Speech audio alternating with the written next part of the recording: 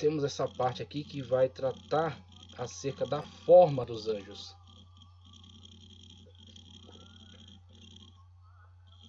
Acerca da forma dos anjos. Aí vamos ver o que diz a Escritura e o que diz alguns teólogos acerca disso, tá ok?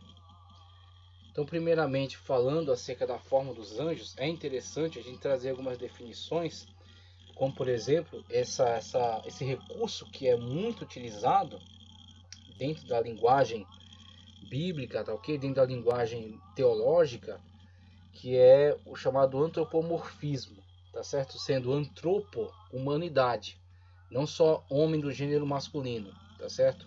Mas sim humanidade. Então, antropo, humano. E esse morfismo fala acerca da forma. Então, antropomorfizar é dar forma humana, atribuir forma humana. Então, forma de pensamento ou conceito que atribui a Deus ou a deuses, né? Deus ou deuses, ou a seres sobrenaturais, maneiras de agir, sentimentos, pensamentos, características, né? Do conceito, do ponto de vista, doutrina filosófica que busca compreender a realidade através da atribuição de qualidades e comportamentos humanos aos seres. Por quê? Por que se utilizar do antropomorfismo? E aí onde nós, tratando acerca disso, nós nos conscientizamos acerca das nossas limitações. Então nós não somos seres plenamente espirituais. Nós não temos acesso contínuo e direto ao mundo e ao ambiente espiritual no qual Deus está e no qual os anjos convivem, tá ok? Nós somos seres humanos, limitados, estamos limitados ao tempo e ao espaço. Estamos dentro do nosso ambiente e os anjos estão num ambiente espiritual. Deus está num ambiente puramente espiritual, perfeito, magnífico, puro, né? Na intensa luz, como Tiago diz, né? Que habita na luz inacessível. Veja que ele faz questão de dizer que esta luz é inacessível. Ele está distante de nós, tá ok? Então é um mundo ao qual não temos acesso. Então nós não temos como fazer um estudo ontológico acerca de Deus. E o que é esse estudo ontológico? É estudar o ser em si mesmo. Nós não temos como entrar no mundo de Deus e estudar Deus em si mesmo. Só quem tem o conhecimento de Deus em si é o Espírito Santo de Deus, que é Deus. Tá certo? Pai, Filho e Espírito. O Espírito sonda até as profundezas de Deus. Então, o Espírito Santo de Deus que se comunica conosco, ele nos passa uma parte desse conhecimento, a partir da nossa capacidade cognitiva. Então, a partir daquilo que conseguimos absorver e reinterpretar dentro da nossa mente de acordo com o nosso contexto. Tem muitas das coisas, por exemplo, quando Paulo foi elevado a um ambiente espiritual, ele disse que ouviu coisas inefáveis. Ou seja, coisas que ele não pode traduzir em palavras. Não dá para colocar no vernáculo, não tem condições. São coisas que são do mundo, um mundo que não tem paralelo. Então ele não teria como pronunciar, não teria como descrever, como dizer. Quando o Senhor levou João a ter aquelas visões, o esforço que João teve que realizar, com certeza uma grande inspiração divina sobre ele, para ele poder comunicar as verdades celestiais dentro da nossa língua e dentro da nossa possibilidade de conhecimento. João falou de coisas que estavam muito distantes do seu tempo, muito à frente do seu tempo. E mesmo assim o Senhor comunicou através do seu servo. Então essa ferramenta que estamos vendo aqui, esse recurso de linguagem, antropomorfismo, é exatamente uma linguagem que entra em ação para tentar suprir a nossa deficiência. Então, como nós não conseguimos explicar Deus em si mesmo e não conseguimos entrar no mundo espiritual para analisá-lo dentro de si mesmo, nós temos que trazer ele para a nossa linguagem. Então nós antropomorfizamos tudo acerca do mundo espiritual. É por isso que lemos constantemente na Escritura que Deus tem mão, que Deus tem olhos, que Deus tem pé, que o pé de Deus, a terra é escabelo dos pés de Deus, tá certo? Que Deus tem formas, tá ok? Que Deus precisa de formas, como se Deus tivesse necessidade delas.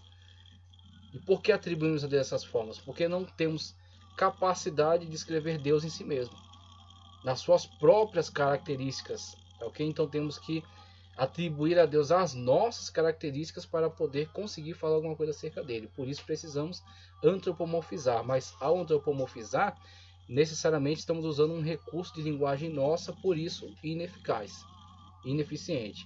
Isso serve para termos a medida de que nós não estamos estudando de uma forma plena, perfeita. Não podemos esgotar esse tema, porque não temos condições de analisá-lo em si mesmo, mas temos que analisá-lo somente por comparações. Então fazemos comparações e trazemos para dentro da nossa linguagem para poder então analisar. Então temos que entender quais são as nossas limitações. Então esse aqui é um recurso, isso aqui é outro. O antropopatismo. Antropopatismo também é um recurso que visa aí atribuir sentimentos humanos, atribuição de um sentimento humano a Deus. Todavia há certos sentimentos de Deus que são próprios somente dele e não das criaturas. Essas palavras humanas, mesmo que inspiradas, permanecem humanas e não são suficientes para explicar o que a divindade sentiu quando se diz que ele se arrependeu. É que ele entrou na questão de se arrepender, né? Então, só para dar uma pincelada nessa questão de se arrepender, a gente vê que o próprio termo hebraico para arrependimento, que no português simplesmente traduz-se arrependeu, né? Que é uma tradução que não é fiel ao verdadeiro sentido. O hebraico tem um termo específico para esse arrependimento quando fala acerca de Deus, que é o nahan. Então esse nahan é como que não comunicar a ideia de cometer um erro e por isso retrocede atrás e faz de outra maneira. Isso é aquilo que podemos atribuir ao homem, tá certo? O homem de fato comete erros. O homem de fato precisa arrepender-se e voltar atrás e fazer de outra maneira. Mas Deus, pela sua perfeição, Deus por ser eterno e o único ser eterno, existe, tá certo? O único ser que de fato pode afirmar a eternidade. Tudo está diante de Deus, então não há nada que possa ser novidade para Deus. Então, quando o hebraico emprega arrepender-se para Deus, usa o nahan. E o nahan, na verdade, traz o sentido de decepção, como que alguém que ante uma situação que o desagrada, decepciona-se, tá certo? Alguém que manifesta descontentamento. Então nós temos aí quando o homem comete pecado, e o pecado é uma agressão contra a santidade de Deus, ele não pode esperar outra coisa de Deus senão decepção, a decepção da parte de Deus e o juízo que virá. Deus tem a prerrogativa de aplicar juízo sobre aqueles que cometem pecado. Então, como ele é o Criador, né, como está tudo subordinado à sua ordem, à sua vontade, ele tem essa prerrogativa de aplicar juízo. Então, quando o homem comete um pecado e agride a santidade de Deus, o sentimento que é cabível a esta atitude é o arrependimento no sentido da decepção e do juízo que virá. Então, o homem precisa arrepender-se, e arrepender-se no sentido do homem é voltar atrás e tomar uma nova atitude. Arrependendo-se, tomando uma nova atitude, mudando a sua forma de viver, de agir, ele atrairá agora não mais essa decepção de Deus, mas a sua misericórdia. E aí Deus, usando da misericórdia, trará a sua graça sobre este homem, né? Mostrará a ele misericórdia e o seu amor, o seu perdão. Então temos aí que essas palavras empregadas a Deus são antropopatismo, são também ineficiência da nossa linguagem e o uso de alguns recursos, de alguns instrumentos, para que possamos então descrever alguns aspectos de Deus dentro do nosso mundo. Trazer Deus para o nosso mundo, então atribuir sentimentos humanos a Deus. Deus se entristece, Deus se alegra, Deus se arrepende, esse tipo de sentimentos que são próprios, né, são inerentes à vida humana e que são atribuídos a Deus, então, para que possamos falar alguma coisa acerca de Deus dentro das nossas limitações. Então estamos usando essas linguagens porque, na verdade, isso também é empregado em relação aos anjos. Em relação a Deus, isso é extremamente necessário, né? Porque estamos distantes aí do mundo de Deus, né? Estamos muito aquém. Em relação aos anjos, também acaba sendo necessário, uma vez que os anjos participam do mundo espiritual de Deus. Eles estão também inseridos dentro dessa esfera de mundo espiritual. Então também há um distanciamento, conforme já vimos aí acerca das gradações. Os anjos estão em outro nível, então ao falar acerca deles também utilizaremos de antropomorfismos e antropopatismo. E aí temos esse texto bíblico que vem reafirmar aquilo que já havíamos falado acerca da criação, porque vamos falar aqui também acerca de quando os anjos foram criados, tá ok? Então é necessário também colocar esse texto, que esse texto é extraordinário para deixar bem claro esse posicionamento bíblico em relação à criação de todas as coisas, que é o texto de João 1, 1 ao 5. No princípio era o verbo, e o verbo estava com Deus, e o verbo era Deus. Ele estava do princípio com Deus. Todas as coisas foram feitas por ele, e sem ele nada do que foi feito se fez. Nele estava a vida, e a vida era a luz dos homens. E a luz resplandece nas trevas, e as trevas não a compreenderam. Então, maravilhoso quando vemos o referencial bíblico aí falando de uma forma muito clara que todas as coisas foram feitas pelo Senhor Jesus Cristo, pelo Verbo divino, pelo Logos, né? Então vemos aí que, na verdade, esse conceito pagão, ele é antagônico em relação ao referencial bíblico. Ou você vai fazer uma leitura do mundo, você vai ter um entendimento acerca da criação da visão bíblica, ou você vai abandonar a visão bíblica, vai negar, vai rejeitá-la para ficar com o conceito pagão, onde há diversos deuses, onde há deuses que disputam poder, onde há um dualismo entre bem e o mal, sendo ambos equilibrados, né, disputando o poder do universo. Então todos esses conceitos aí que são, na verdade, construídos dentro da mentalidade pagã, que não tem nada a ver com o conceito bíblico, né, com o referencial bíblico.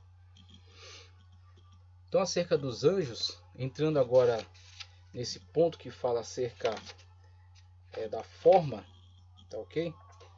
Ainda só pontuando algumas coisas dessa parte anterior, na apostila também fala aqui acerca do tempo, quando os anjos foram criados. Então, vou fazer uma leitura breve aqui, só para deixar esse ponto também ressaltado.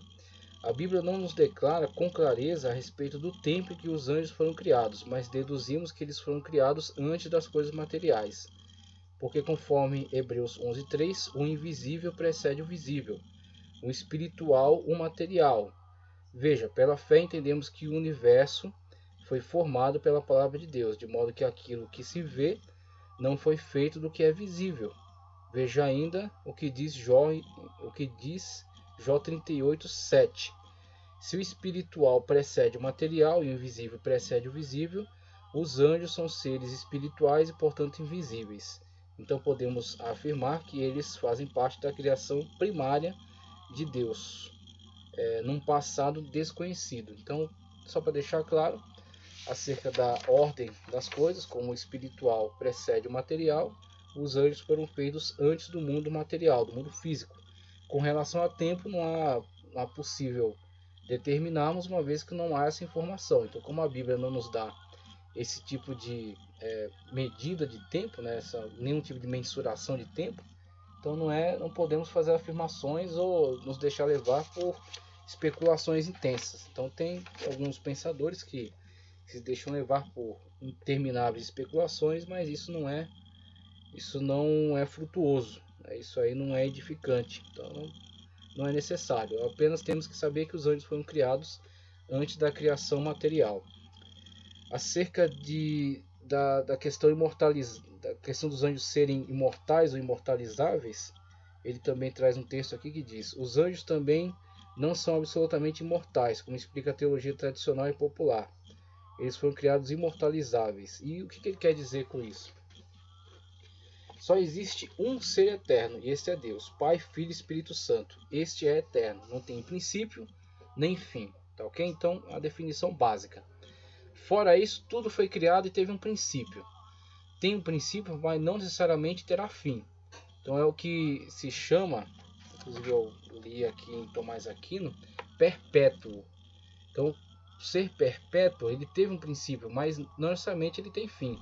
Que Deus pode dar um fim a este ser? Sim, está dentro do poder de Deus, mas Deus permite a sua existência, a sua continuidade.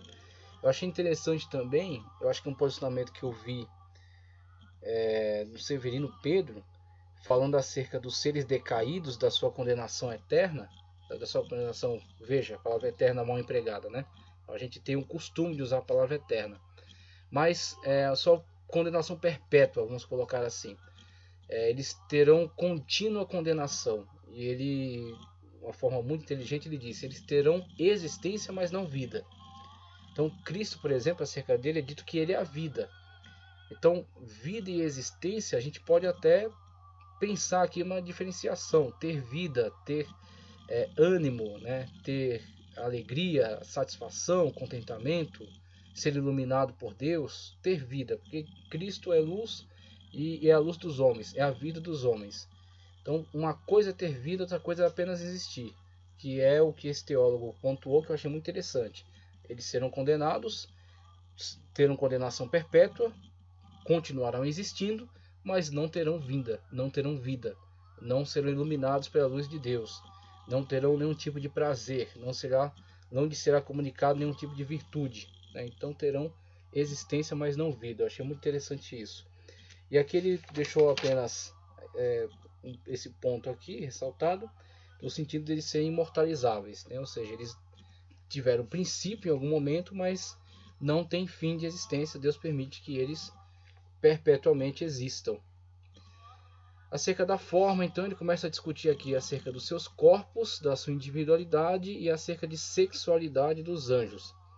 Então, primeiramente, seus corpos, quando começa a discutir acerca disso, e já vamos fazer uso aqui de alguns autores, quando falamos acerca do mundo espiritual e falamos acerca dos anjos, é necessário sempre a distinção entre Deus e os demais seres. Por quê?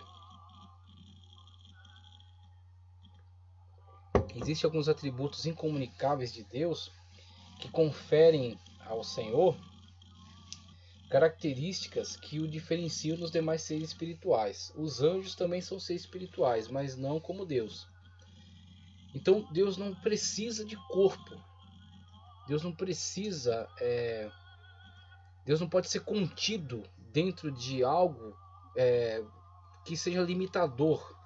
Porque Deus tem aquelas características que sempre gostamos de ressaltar e que são próprias dele e que são incomunicáveis. Deus é onipotente, tem todo o poder. Deus é onisciente, conhece sobre tudo, acerca de tudo. Nada passa desapercebido. E Deus é onipresente. Deus está aqui e está no Japão e está na Namíbia e está falando simultaneamente com 10.000 pessoas e falando para cada uma mensagens distintas, e é o mesmo Deus que está falando. Isso não é extraordinário? Isso pode ser comunicado a algum outro ser? Obviamente que não. Então um anjo, ele é um ser espiritual, tudo bem. Ele não é limitado pela gravidade, ele não é limitado pela matéria, ele não é limitado pelo tempo, mas ele precisa estar em um lugar. Ele não está em mais de um lugar. Ele está em um lugar, ele está ou aqui ou ali. Então ele tem uma limitação, ele tem uma forma.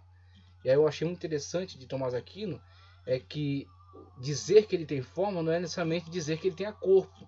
Um corpo como um corpo material humano, tá ok? Um corpo como o nosso corpo, mas ele tem forma. E ele é uma forma espiritual. Ele é uma forma espiritual, mas ele não é como Deus. Deus é espírito. Mas Deus não tem a limitação, não há limitação sobre ele, sobre a sua forma. Deus está em 10.000 lugares simultaneamente, ao mesmo tempo, falando mensagens distintas, mas é o mesmo Deus. Tá ok? Então, isso só pode acontecer em relação a Deus. E mesmo ele com essas características, ele não pode ser atribuído a ele esse conceito panteísta de que Deus é tudo e tudo é Deus, porque Deus não está misturado com a matéria. Uma coisa é a criação de Deus, outra coisa é Deus. Então Deus é pessoal, Deus tem ele é distinto da sua criação, tá certo? Mas ele é distinto, mas ele não é limitado. Então quando falamos acerca de Deus é necessário deixarmos claro essas distinções. Uma coisa é Deus ser espírito, outra coisa são esses anjos que são espirituais, mas não têm as mesmas características de Deus. Então logo, tem corpos, em que sentido? No sentido em que tem individualidade. Tá, ok? Foram criados por Deus, foram criados individualmente por Deus. Eles são um ser, eles têm que estar em um lugar, tá certo? Eles não têm as imitações, mas eles têm um corpo, no sentido de serem, não que serem materiais, mas é um corpo espiritual, diferenciado do nosso, mas é um corpo. Então ele é, por isso, um indivíduo. Então, tratando aqui acerca dos seus corpos, né? A gente só queria deixar isso claro. Da sua individualidade, ele diz aqui, ó: Os anjos são seres individuais, porque cada um existe separadamente uns dos outros. Foram criados por Deus separadamente. Eles agem de forma separada, demonstrando que são indivíduos espirituais. São pessoas, porque atuam como uma pessoa. E são dotados de vontade, inteligência e sentimentos, conforme 2 Samuel 14:20. Veja em Apocalipse 22, 8 ao 9, 12 e 12. Então eles têm vontade, eles tomam decisões, tá ok? Agora a decisão que um anjo toma necessariamente é diferente das decisões tomadas pelos seres humanos. Principalmente porque existe uma diferença extraordinária, né? Uma diferença muito grande entre o mundo em que os anjos habitam e o mundo em que os seres humanos habitam.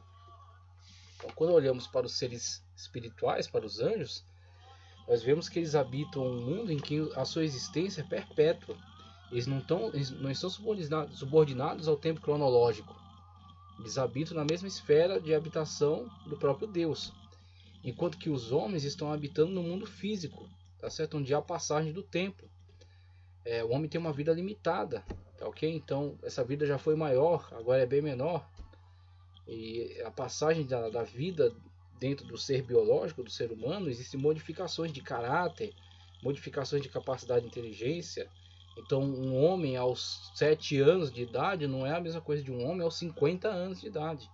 Então ele sofre mudanças e alterações no seu caráter, na sua inteligência, na sua forma de julgamento sobre a vida. Então, logicamente, o homem sofre variações e com isso ele toma decisões que vão sendo modificadas, aperfeiçoadas, vão sendo mudadas.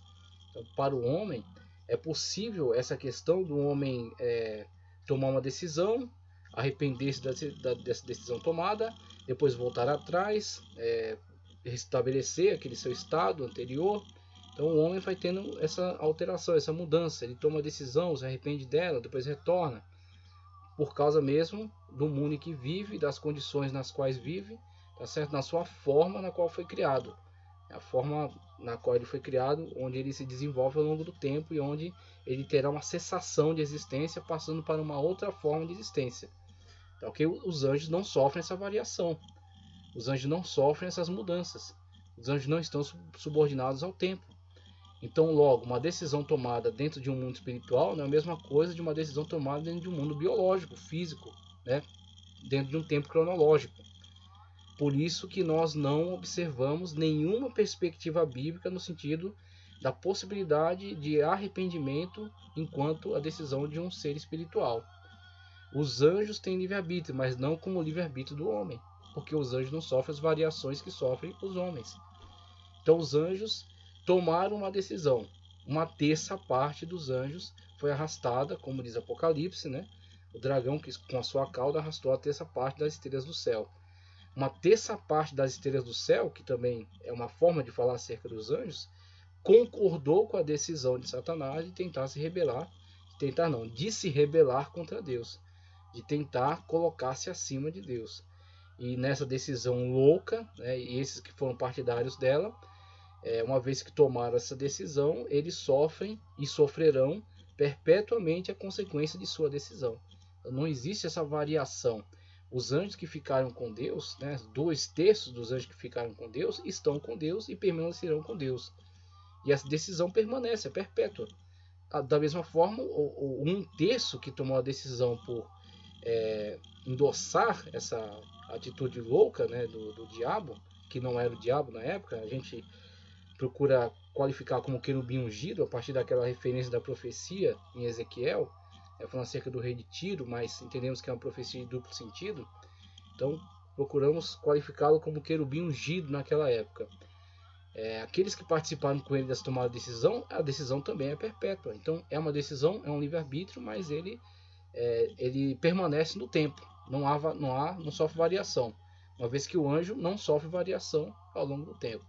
Então o anjo não sofre mudança como o homem sofre mudança. O homem sofre diversas mudanças ao longo da vida.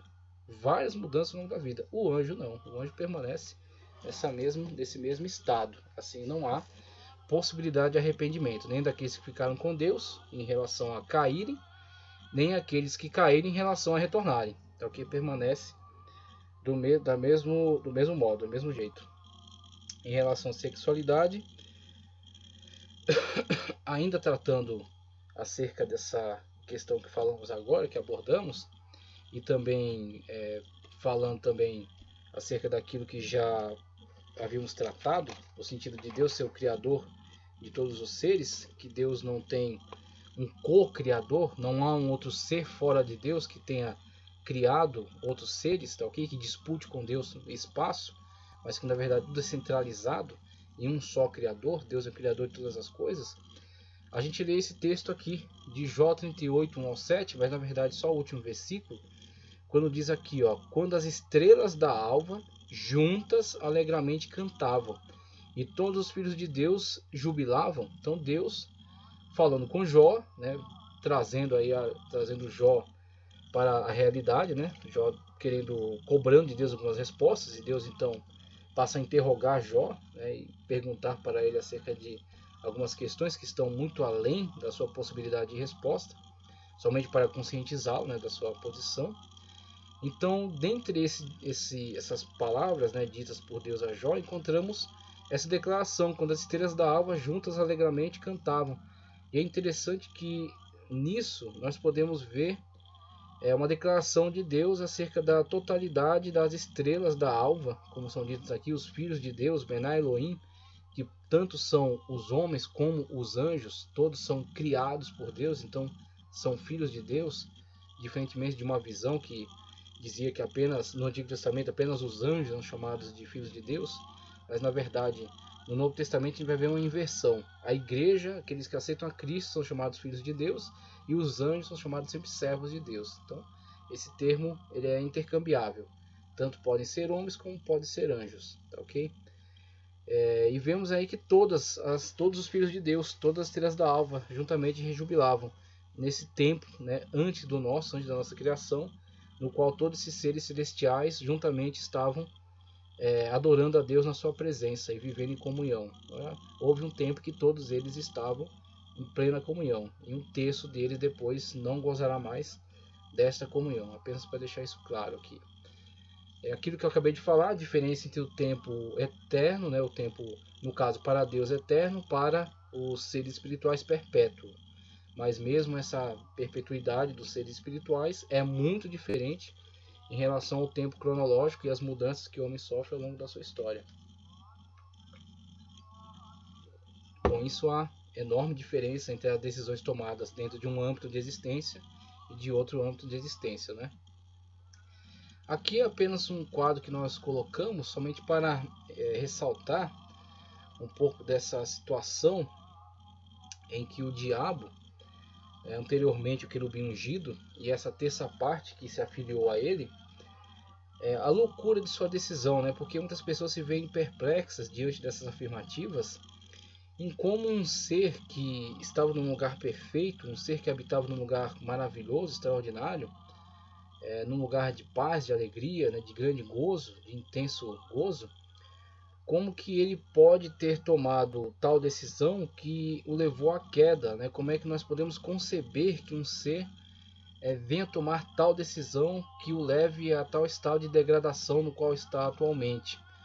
E uma coisa que precisamos lembrar é que a decisão tomada, né, por este ser, decisão esta que não podemos analisar como ela teve origem, não, está fora do nosso alcance analisar como isso teve origem, né, no seu coração, na sua mente. Mas podemos dizer que a decisão, esse intento, né, realizado por ele, não tinha como objetivo a queda, tinha como objetivo a exaltação. Então, Judas discute um pouco disso na sua carta, quando fala que não guardou o seu posto. Então a questão ali não é que eles tinham a perspectiva da queda, mas ele tinha a perspectiva da total exaltação. Ele já era exaltado, mas isso não é suficiente. Ele já era glorioso, mas isso não não o satisfez. Então ele quis mais do que lhe cabia, ele quis mais do que lhe foi destinado. Ele não se satisfez com aquilo que tinha. Então ele quis mais do que aquilo que merecia, aquilo que lhe foi destinado, lhe foi concedido. Então a sua intenção não era a queda, a sua intenção era a glorificação, a total exaltação, acima daquilo que lhe cabia.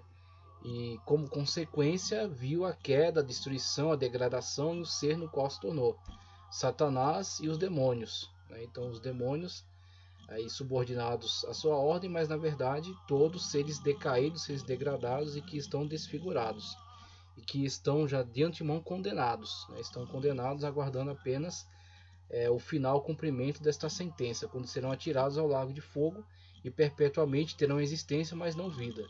Serão constantemente atormentados nesse lago de fogo, tendo em vista essa decisão tomada, e que decisão tal que permanece, que não pode ser alterada.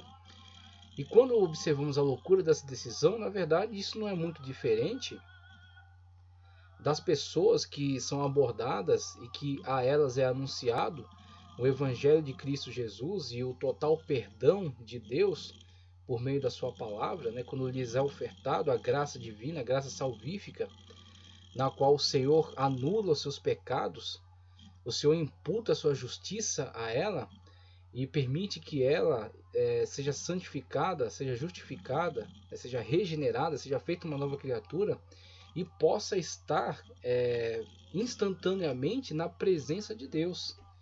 Sentir a presença de Deus, sentir o perdão de Deus, sentir a reconciliação com o Senhor, a alegria, o gozo celestial, né? É apresentado para ela essa possibilidade, tá ok? Possibilidade, oferta a qual não lhe custará sangue, nem dor, nem sacrifícios, tá? Não lhe custará ofertas, não lhe custará algum tipo de ritual, ou algum tipo de flagelação, não lhe custará nada, é de graça, é a graça de Cristo Jesus. Aquilo que ele comprou com seu sangue, com seu sofrimento, com seu martírio, com a sua morte vicária, ele concede gratuitamente, concede de graça, né? A graça salvífica de Cristo Jesus. Então não é uma decisão menos louca quando é ofertada a uma pessoa esta grande bênção, esta grande, maravilhosa bênção, e ela rejeita. E ela diz não. E ela despreza. Ela vira o rosto, né? Ela insulta às vezes ela é agressiva. E ela afugenta totalmente a possibilidade de participar desta bênção. Ela fecha a porta do seu coração. Não é menos louco do que o intento de Satanás em se voltar contra Deus e tentar se colocar acima dele. É a mesma loucura que estava no coração daquele e está no coração deste. Então, quando olhamos para a situação do diabo, não entendemos como ele pode ter tomado tal decisão, olhemos também para as pessoas a quem é ofertada a salvação em Cristo Jesus e dizem não. É a mesma loucura. Porque um dia eles serão sentenciados, aquele que hoje é advogado será juiz e atribuirá a ele a sentença de condenação e julgará ele conforme as suas más obras, o seu pecado cairá sobre ele e então será condenado, né, e sofrerá aí perpetuamente fora da presença de Deus, afastado de Deus, em sofrimento perpétuo, contínuo, e se lembrará que foi-lhe ofertada a possibilidade de salvação, a possibilidade de estar na presença de Deus, e ele rejeitou, ela rejeitou. A mesma loucura, é a mesma loucura daquela que surgiu no coração, né, daquele que hoje chamamos de Satanás e os demônios. Então vemos aí esses absurdos, né?